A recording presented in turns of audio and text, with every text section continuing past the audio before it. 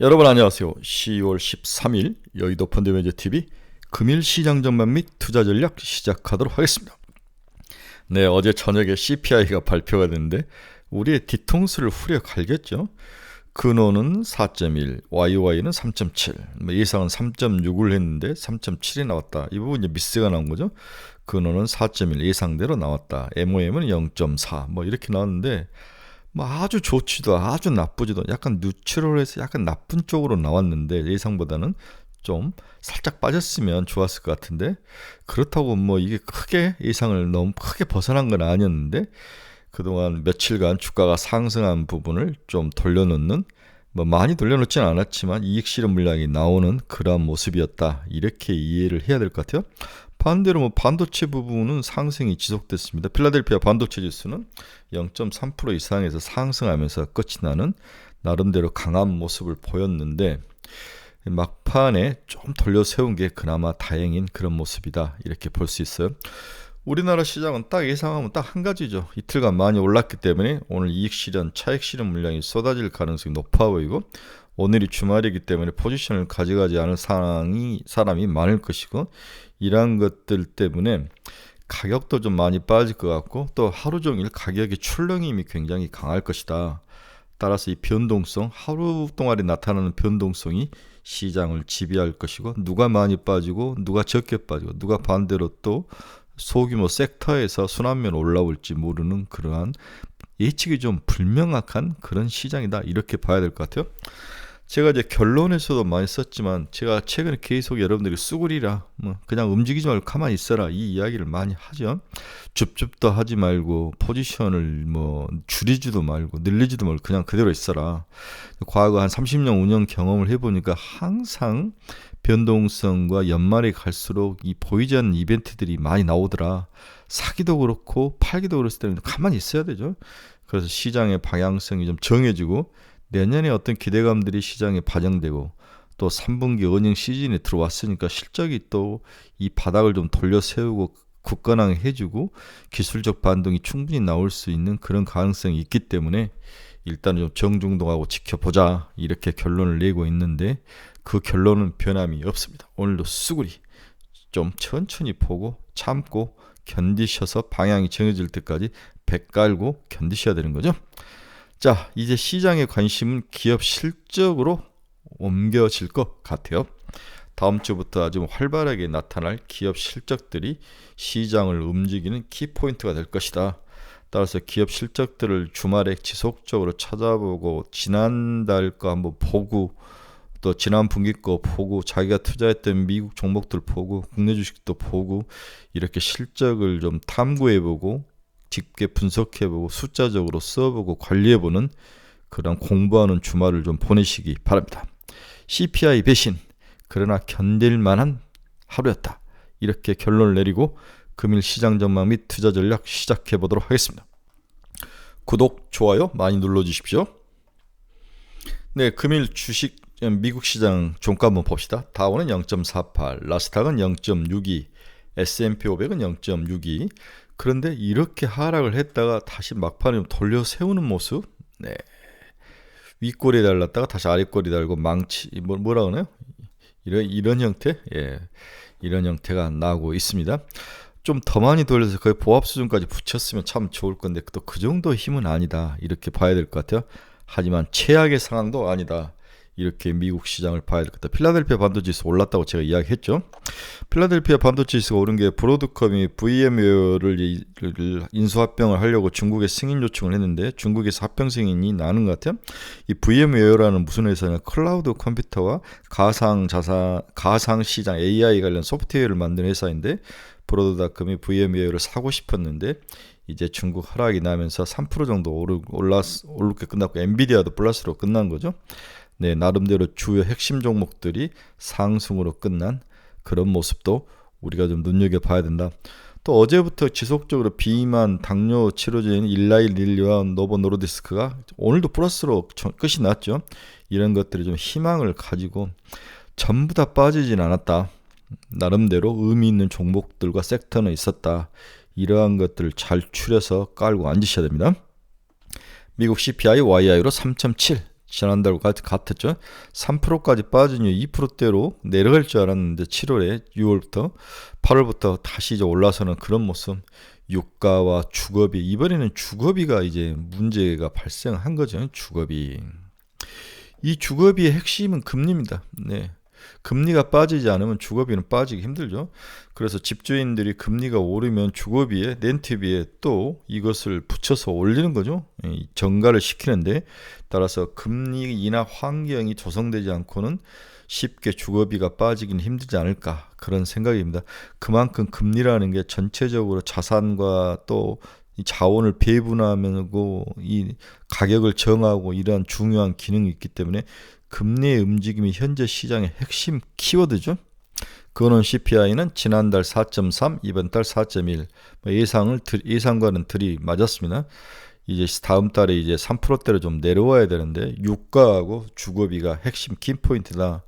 유가는 의외로 오늘도 좀 빠진 모습이 나타났죠. 살짝 올라올 줄 알았는데 빠진 모습이 나타났는데, 유가가 70달러대에 더 10월달에 논다면 당연히 근원 소비자 물가에서는 식품과 에너지를 빼니까, 여기 이제 근원이 아니라 일반 CPI, 일반 CPI는 내려올 가능성이 높아 보인다. 이렇게 봐야 될 것 같습니다. 금일시장 키포인트 한번 봅시다. 네, CPI는 YY로 3.7, 근원 CPI는 4.1, 시장 전망 부합. 미 주간 신규 실업보험 청구 건수가 발표됐죠. 20만 9천 건, 한 2천 건 정도가 예상보다 하회했다. 미국 EIA가 한 달 만에 내년 유가 전망치를 10% 상향 조정을 했다. 네, 이런 소식이 좀 들렸네요. 왜 조정을 했는지 모르지만 전쟁 위험일 수도 있고 수요의 증가일 수도 있고 뭐 이런 요인들이 포함되고, 또한 재고를 좀 축적해야 돼, 비축률을 축적해야 될 그런 상황들을 가정을 했던 것 같습니다. 델타 항공이 3분기 수익이 전년비 60%나 증가하는 그런 모습을 보였다. 지금 실적 시즌에 들어온 거죠.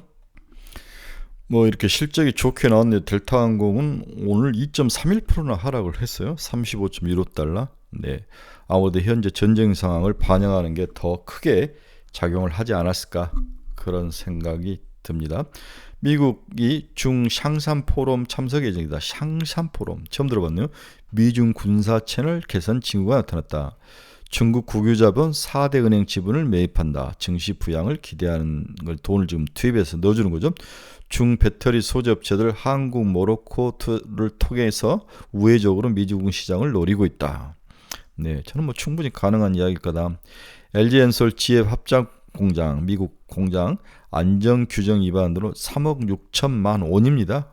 달러가 아니라, 저도 3억 6천 달러인 줄 알고 봤는데 3억 6천만 원. 이런 소식을 왜 전하는지 모르겠습니다. 하나만 한 소리죠. 미국 달러 추이 한번 봅시다. 0.73% 강세로 갔네요. 106.34. 다시 어제 105였는데 다시 106까지 올라오는 강세를 보였습니다. 우리나라 환율에 또 약세를 몰고 갈 요인이 된 거죠. 미 국채금리 한번 봅시다. 2년 5.07, 6.6bp 상승을 했습니다. 10년 4.699, 10.4, 20년 11.4bp, 30년 12.2bp, 네, 20년은 다시 이 5% 이상으로 올라오는 모습. 장기물들이 거의 10bp 이상씩 올라가는 그러한 금리의 상승, 이게 오늘 주식 하락의 원인이 된 거죠. 네. 하지만 또 내려올 가능성이 높아면, 그동안 너무 이제 많이 빠졌기 때문에 기술적 반등이다, 이렇게 또 보는 면도 있는데, 일단 금리가 크게 오르면서, 장기금리가 오르면서 주식에 치명타를 가했다, 이렇게 보여집니다. 어제 한국 국채 10년은 4.093, 5.9bp 하락을 했죠. 한국의 장기금리는 계속 빠지고 있는데, 오늘 미국이 올랐으니까 한국 시장에서도 장기금리가 오를 게 예상이 되고 있습니다. 오늘 WTI는 0.06, 거의 뭐 빠지지 않았는데 일단 83.44달러에 오르지 않고 약간 소폭 하락하며 마감했다는 것만도 다행으로 봐야죠. 금은 0.29% 하락. 테슬라 마이너스 1.61%네, 258. 콕스라는 증권사가 3분기 미 시장 점유율이 50%로 감소했다. 전월이 59%였던 것 같아요, 시장 점유율이. 그런데 50%까지 감소가 크게, 뭐 당연히 뭐 GM, 포드, 테슬라가 치고 올라가니까 어쩔 수가 없는 상황이죠. 네, 이러한 것들 때문에 테슬라의 주가가 일단 하락했습니다. 애플은 플러스 0.36, 엔비디아도 플러스로 끝났습니다. 여러분 0.3% 0.6% 상승하며 469.45달러. 일라인 릴리도 0.94% 상승, 노보 노르디스크도 1.27% 상승, TSMC도 0.46% 상승했습니다. 우리가 좋아하는 반도체주들이 오늘 밀리지 않고 버티고 있었다는 점들이 좀 한국 시장에 좀 어필이 됐으면 좋을 것 같아요. 마이크론 테크놀로지는 0.66% 하락, 메타 플랫폼스 1.12% 하락, 324.16달러, 노블록스도 0.38% 하락을 했습니다. 비트코인은 0.03% 하락하며 26,718달러를 지나가고 있습니다. 네, 하마스의 그 테러 자금이 비트코인이라든지 코인을 통해서 들어갔다는 것들이 시장에서 이제 크게 뉴스화되는 모습을 봤는데, 뭔가 미국 정부라든지 글로벌 시장에 제재 조치가 분명히 일어날 것 같아요. 이제 어제는 제가 이제 회사에서 온갖 이제 자료들을 보면, 특히 이제 내년의 경제 전망들을 어떻게 하는 건가, 이 자료들이 이제 미리 10월에 빨리 우리 뭐 작년만 해도 11월, 12월인데 올해는 10월에 벌써 나오면서 내년 경제 전망을 하는데, 거의 대부분들이 L자형의 경제 전망을 하더라고요. L자형. 그렇죠? 크게 경제 전망이 상승하지 않고, 상승도 하지 않고 빠지지도 않는 L자형의 글로벌 경제 전망. 그래서 어느 정도 좀 하락한 이후에 옆으로 긴다, 이렇게 이해를 해야 될 것 같아요. 네, 소폭 하락 후에 추가 하락하지 않고 옆으로 길 가능성이 있는 L자형 경제 전망이 2023년 4년 글로벌 경제 전망의 대부분들의 자료가 L자형이 많았다. 그 원인을 제가 한번 서머리를 해봤습니다. 왜 이렇게 L자형으로 보는 거냐? 다소 우울한 전망을 하는 가장 중요한 이유는 고금리 현상, 장기화 리스크. 이 부분을 누구나 다 이야기하더라도 고금리가 장기화될 것 같다. 주요 중앙은행의 공격적 금리 인상 사이클은 대부분 종착역에 이르고 있지만 금리 인상 종료만으로 경기를 반등시키기는 어렵다. 지난해 지속된 금리 인상의 누적 효과가 본격적으로 경기에 부정적 영향을 본격적으로 이제 미칠 영향이 크다는 거죠. 부정적 영향. 더욱이 9월 FOMC 회의 결과를 보면 추가 금리 인상 여부를 떠나 현 고금리 수준이 상당 기간 유지될 것이 분명해졌다. 따라서 내년에는 고금리의 악영향이 본격적으로 나타날 것이다. 그리고 금리가 빠지기도 힘들 것이다. 이게 L자형 하락 이후에 옆으로 기는 그러한 부정적 전망의 기본적인 첫 번째 원인들을 다 고금리 장기화를 들고 있습니다. 두 번째는 전부 다 하나같이 부채 리스크의 현실화. 즉 내년부터는 부채 리스크가 본격화될 것이다. 그 이면에는 앞에서도 이야기한 고금리 장기화가 부채 리스크를 가져올 것이다. 누군가 하나 터진다는 거죠. 국가가 터지든 기업이 터지든 부채 리스크는 터져서 문제가 심각하게 번질 가능성이 내년부터 있다. 이렇게 보는 거죠. 숨겨진 부채 가시화.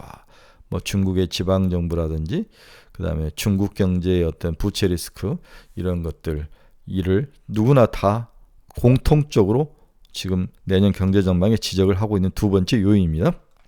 그 다음 세 번째로 정부 정책의 효과 소멸도 2024년 경기 전망을 어둡게 하고 있다. 이미 통화정책 기조가 긴축으로 전환된 상황에서 재정정책마저 긴축으로 전환되는 쌍두기 긴축이 예상이 된다. 이 부분을 저는 굉장히 크게 봤습니다. 그동안 우리가 통화정책은 뭐 긴축으로 왔지만 재정정책에서 정부들이 나름대로 은근히 돈을 풀면서 버텨왔는데, 내년에는 통화정책은 멈추면서 추가로 풀어주지 않으면 긴축이라고 봐야 되는 거죠. 그다음 정부들도 돈을 지속적으로 좀 쪼이면서 좀 방만하게 운영했던 것들을 좀 소화시키는 그런 과정, 조정시키는 그런 과정, 따라서 쌍두기 긴축이 예상된다. 이게 정책의 내년에 L자의 경제 성장을 보일 것이라는 가정의 세 번째 핵심 요인이죠. 그래서 정부 부채와 이자 부담으로 추가로 빚을 늘리기는 어렵다.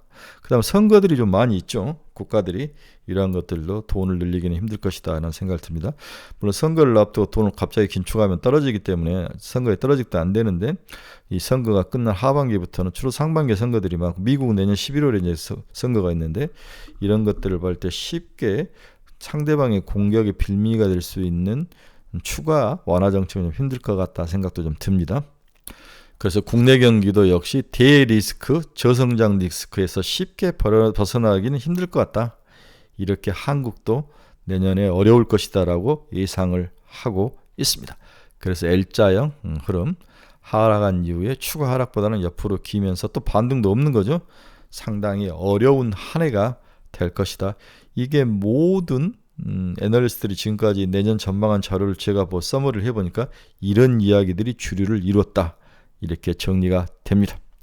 어제 우연히 공부하다가 어느 애널리스트가 쓰신 자료를 붙여왔는데 국제 10년이 어떤 채널이 터널 안에서 터널을 뚫고 올라가다 다시 터널 중간으로 내려오는 모습, 자정적인 작용으로 중간으로 다시 내려온 모습이 보이죠. 네. 그 다음에 또 제가 또 재밌게 봤던 게 이 달러 인덱스도 네, 터널을 살짝 벗어나려고 하는 거, 이 105가 이제 아마 터널의 종착점인 것 같은데 다시 벗어나고 오늘 살짝 다시 올랐죠. 네, 이런 모습. 그래서 또 주식 시장을 보면 이 성장 이게 뭡니까? 이게 이제 성장주죠. 네, 성장주가 가장 현재 주가가 좋았고 경기 민감주, 경기 방어주. 역시 성장주를 사야죠. 이것저것 살 필요 없습니다. 반도체, AI, 2차전지, 제약바이오 이런 것들을 사서 그냥 배 깔고 누워 있어야 되는 거죠. 이런 상황을 보여주고 있습니다.